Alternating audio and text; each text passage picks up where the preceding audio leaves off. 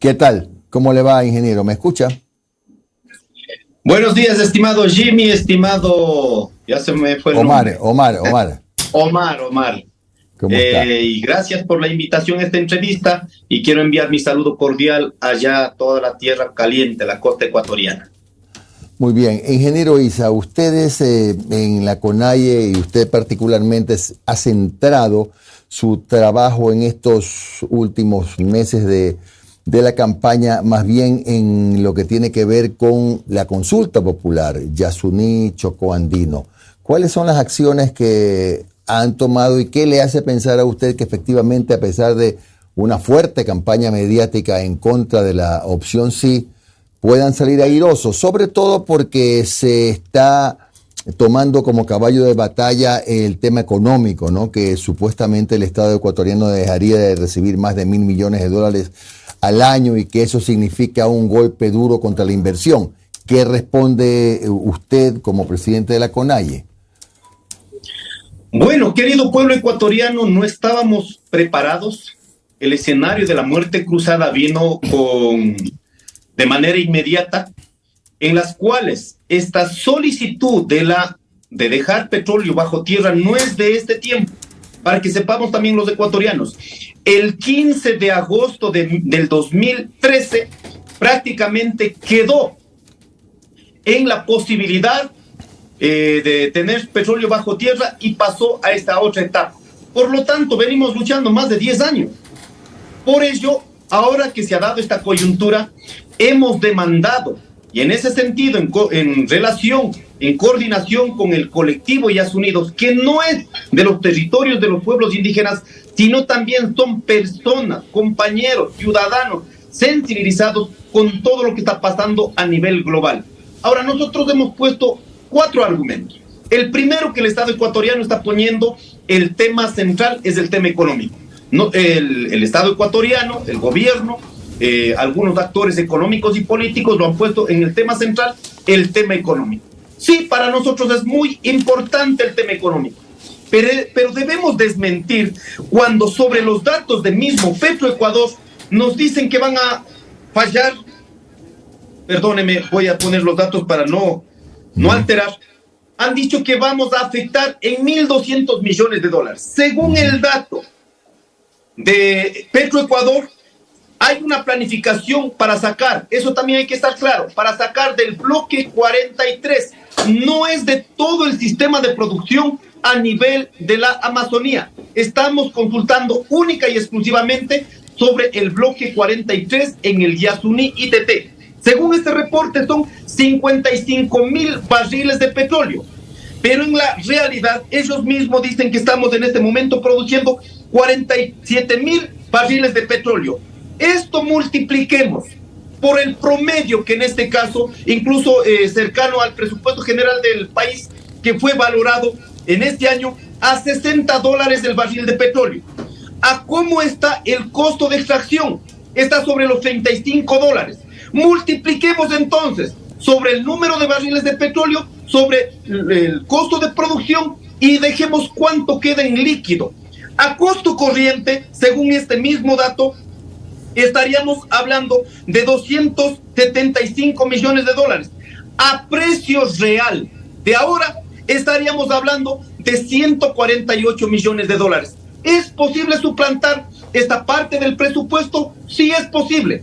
Yo les invitaría a los que andan culpando al movimiento indígena, de ecologistas infantiles y todo lo que nos han dicho en estos días y que el tema central, les pedimos, por favor, en este país seamos responsables con lo que demanda la Constitución y la ley. ¿Cómo así? ¿De cuándo acá se ha garantizado como política permanente? Porque también nos hablan de subsidios, pero aquí se ha garantizado como política permanente. Todos los años los grupos económicos, en este caso, reciben remisiones tributarias, exoneraciones. Lo único que pedimos es que seamos justos con todo. Aquí los ecuatorianos de a pie pagamos el 100% lo que está garantizado en la ley y en la Constitución. Solo el 2021 significaron $6.338 millones. Si calculamos por los más de 30 años de producción petrolera, les aseguramos que realmente los que están tomando los recursos de este país, en lugar de pagar, sale mucho más importante que explotar el petróleo del Yasuní. ¿Es posible suplantar? Sí. Solo revisemos el sistema de rentas internas. Al día de hoy hay aproximadamente 1.900 a 2.000 millones de dólares. Hay ya la deuda limpia, que el Estado no necesita poner abogados ni llevar un proceso judicial para recaudar esos valores. Más de 2.000 millones de dólares. Solo cobremos el 10%, se suplanta. Pero aquí tiene que haber un espíritu de ser patriotas, pues. Tiene que haber un espíritu de ser ecuatorianos. No podemos seguir esperando que de la casa grande, la casa de los pueblos y las nacionalidades, siga siendo un territorio casi baldío para seguir sacando desarrollo para nuestro país. Cuando en esos territorios 50 años de vida petrolera han dejado contaminación, han dejado devastado las tierras, los territorios, el agua. Sí, algunas comunidades han logrado tener de alguna manera algo de reparación, pero la mayoría de comunidades hemos quedado en la devastación. Entonces no podemos quedar única y exclusivamente en el tema económico. Miremos la parte ambiental, aquí sobre todo a los jóvenes.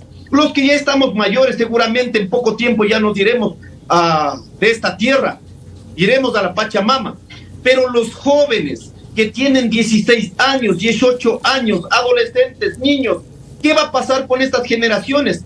El cambio climático ya no es la preocupación. Ahora, el secretario de las Naciones Unidas a nivel global ha dicho que pasamos de la etapa del calentamiento global a la ebullición global. ¿Esto qué significa? Que hemos desatado esta capacidad de este modo de producción capitalista, ha desatado el desequilibrio de la naturaleza. Y nosotros, como seres humanos, estamos en la sexta especie en un posible proceso de extinción. Esos tienen que ser los llamados de atención, los llamados a la reflexión. Ahora dirán, salvando el Yasuní vamos a resolver el problema del calentamiento global. No. Pero lo que sí daríamos es un mensaje al mundo, un mensaje a estas empresas. Lo único que han hecho es usurpar la riqueza de la madre tierra para garantizar grandes concentraciones. Por eso creemos el tema económico, el tema ecológico, el tema de los pueblos en aislamiento voluntario, pero también el tema, el mensaje desde el Ecuador en contra de la ebullición global que en este momento enfrentamos. Usted habla que lo más práctico para tapar ese bache que se puede dar entre 148 y 275 millones es cobrar lo que ya hay que ejecutar en el SRI por concepto de cargas impositivas no honradas, correcto. Pero usted no es de los que piensan que también la explotación o el incremento de la actividad turística podría servir para financiar ese hueco que quedaría en los ingresos fiscales. Ahora, como usted me dijo de manera inmediata, esto es de manera inmediata. Ya. Si en cambio hacemos una planificación, ¿dónde podemos suplantar estos recursos? Podemos hablar, imagínese usted, y teniendo el Yasuní, que pocos países la tienen en sus selvas, como uno de los lugares más importantes para la mega biodiversidad del planeta, se podría no solo instalar el turismo ecológico, sino el turismo científico. Seguramente vamos a encontrar un montón de respuestas a problemas para la humanidad. Hagamos turismo científico, turismo ecológico, turismo, en este caso, de nichos ecológicos que vamos a tener únicos en el mundo.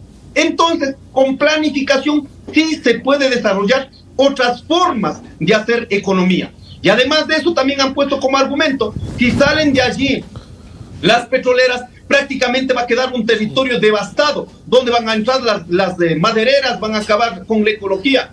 Mire, si logramos hacer una planificación integral de este presupuesto referente al turismo, les aseguramos que la misma gente que están aledaños al Parque Nacional se podría garantizar el cuidado, la seguridad de este territorio, pero habiendo políticas absolutamente claras.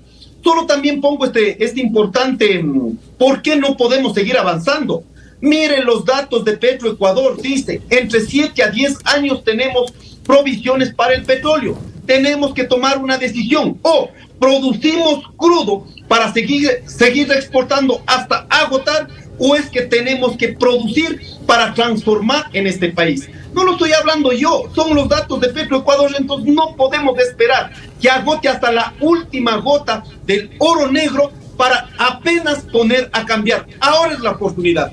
Hagamos que estas otras formas de hacer economía puedan ser sustentables. El mundo, las grandes ciudades de primer mundo, de tercer mundo, están viviendo del turismo, y es posible. La nuestra es sumamente posible, porque son uno de los lugares santuarios a nivel de la humanidad donde no vamos a poder encontrar, pero sí la tenemos en estos territorios. Ingeniero, buen día. Omar Jaén le saluda. ¿Cómo está? Buen día.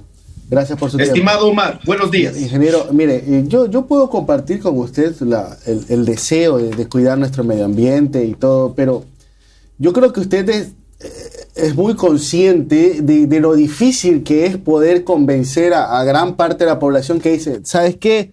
Me encantaría que tengamos que vivir del turismo, me encantaría, me fascinaría ser como Costa Rica o como otras latitudes en el planeta que viven del turismo, pero esa es una realidad que tardaría mucho, ingeniero. ¿Por qué? Porque se necesita infraestructura, hoteles en el sector para, esos científicos que vayan a utilizar como laboratorio ecológico el Yasuní, necesitan un lugar donde hospedarse, necesitan restaurantes, necesitan carreteras, necesitan servicios básicos para poder atender a las personas que llegarían a esa parte de nuestro país. E insisto, yo encantado de la vida que fuera así la manera de percibir recursos por el Estado, pero para eso se necesita mucho tiempo, muchísimo tiempo, y hay necesidades urgentes. Insisto, hay el gran debate sobre si son 1.200 millones, son 650 millones, son 200 millones. Lo cierto es que se dejaría de percibir dinero. ¿Cómo resolvemos los problemas urgentes del país en momentos en donde la situación fiscal del país es crítica? Por eso creo que dimos como la primera opción de manera inmediata recursos frescos. En este caso es cobremos lo que nos cobran a todos los ecuatorianos. 2.000 millones de dólares tienes en el sistema de rentas internas, líquidos, listos para cobrar. No necesitas poner un juicio como siempre se ha visto, ¿no es cierto?, estos litigios que demoran años y años. Segundo, cada año simplemente no se la exonere lo que ya está garantizado luego de las ganancias. No regalemos. Tercero, mire, el señor presidente de Italia, un actor de la derecha de la política italiana, en este momento, en estos días, sacó un decreto donde obliga a gravar el 40% a las ganancias extraordinarias del sistema financiero. Los anteriores años, sobre todo en el 2020, 2022, luego de la pandemia, todos los sectores económicos de este país hemos tenido de alguna manera un efecto negativo. Pero el sistema financiero de este país, solo miremos los datos del año pasado, más de 600 millones de dólares en utilidades. ¿No será que, no estoy hablando aquí ni de comunismo ni de socialismo, pero si son sectores que se han beneficiado del trabajo, no es que ya porque tienes banco sale nomás ganancia, no, es gracias al trabajo de la gente, que en el sistema financiero, sea cooperativas de ahorro y crédito, sean banca pública o privada, van a sostener a partir del trabajo de la gente. Por ello, cuando yo pongo este ejemplo, imagínense cuando vamos a la chacra o estamos produciendo la leche, ese campesino, ese agricultor, ese ganadero, ¿qué hace lo primero? Al final del mes no está pensando en comprar un zapato para sus hijos. Lo primero que está pensando es pagar al sistema financiero. Ingeniero, usted hablaba sobre este impuesto, que sí, es verdad, sobre el 40% de los ingresos extraordinarios de la banca en Italia. Pero ¿sabe lo que le va a decir? Pues, ¿no, verdad? Las grandes empresas, las grandes corporaciones de este país le van a decir que nuevamente el estatismo, que el Estado nos sangra, que así vamos a ahuyentar aún más las inversiones en el país, que así muy difícilmente vamos a tener a grandes multinacionales o a banca internacional que esté interesada en invertir en el país. Sí, van a decir eso. Pero ¿por qué para estos grupos que siendo un actor importante de la economía, por qué a ellos se les entiende, a ellos se les da la razón, en cambio a los pueblos indígenas no se les da la razón? Los indígenas entonces son violentos, delincuentes, están locos, infantilistas, ecologistas infantiles. Estamos dando datos reales sobre la economía. ¿Por qué tiene que seguir siendo los territorios la casa grande de los pueblos indígenas, la casa de los tagaeris taromenanes, que por la presión petrolera han llegado incluso a matarse entre sí mismos? ¿Por qué tienen que ser estos territorios el fundamento único para el desarrollo del país, cuando los otros que garantizan también de la economía de nosotros no pueden cumplir por lo menos con lo que dice las reglas del Estado? No podemos aceptar aquello como normal, no podemos seguir aceptando como única vía del desarrollo, en este caso, los territorios de los pueblos indígenas. Claro, algunos se ponen molestos, ¿no? Como es territorios de todos los ecuatorianos, sí, pero también está declarado en el Estado la capa superficial donde estamos todos los ecuatorianos es de decisión de la propiedad privada que tenemos, o propiedad comunitaria o propiedad pública. Para entrar al subsuelo sí necesitamos mínimo respeto para los que estamos viviendo allí. Solo miremos si es que en la ciudadela en Mocolí o en San Borondón encontramos oro. Le aseguro que no van a dejar ni siquiera mirar, que puedan ni siquiera hacer una exploración de que hay o no hay. ¿Por qué? Porque van a decir, nos van a quitar nuestra casa, pues. Lo mismo decimos nosotros, no pueden, por más tenga decisión el Estado ecuatoriano, no pueden quitar nuestro derecho a la casa, al medio ambiente, como está declarado en la Constitución. Así que creo que tenemos que hacer los esfuerzos a partir de la realidad y no poner el peso únicamente a los territorios de los pueblos indígenas. Por ello invito a votar sí en la consulta popular por el Yasuní y por el Chocoandino aquí en la provincia de Pichincha, en Cantón Quito, para que sean una referencia. Y aquí queremos ver a los economistas, a los genios, cómo podemos hacer una transición, en este caso, a economías mucho más limpias, mucho más equilibradas. Y aquí creo importante como ecuatoriano, y esto incluso lo he puesto en Europa, que vengo de Europa, y también los países del tercer mundo, debemos luchar para que toda la deuda que tenemos como países del sur global, para con los países del norte global, que las condonaciones de deudas de los países de tercer mundo sean mecanismos de compensación ambiental, porque son los países que más han contaminado.